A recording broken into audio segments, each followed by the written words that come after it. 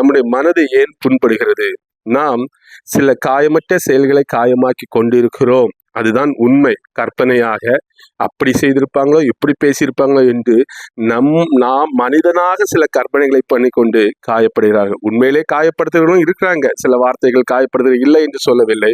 ஆனால் அதிகமாக மனிதர்கள் புண்படுவது இந்த மாதிரிப்பட்ட மாயையான ஒரு தோற்றத்திலே புண்பட்டு கொண்டிருக்கிறார்கள்.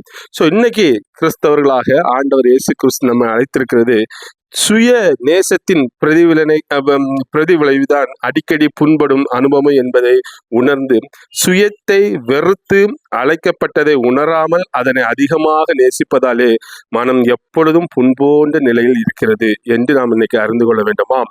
பிறருடைய பேச்சும் நடத்தையும் செயலும் நம்மை அதிகமாக புண்படுத்துகிறது என்றால் நாம் சுயத்திற்கு மறித்தோமா அல்லது சுயத்திற்காகவே வாழ்ந்து கொண்டிருக்கிறோமா என்று இன்றைக்கு நாம் யோசித்து பார்க்க வேண்டும்.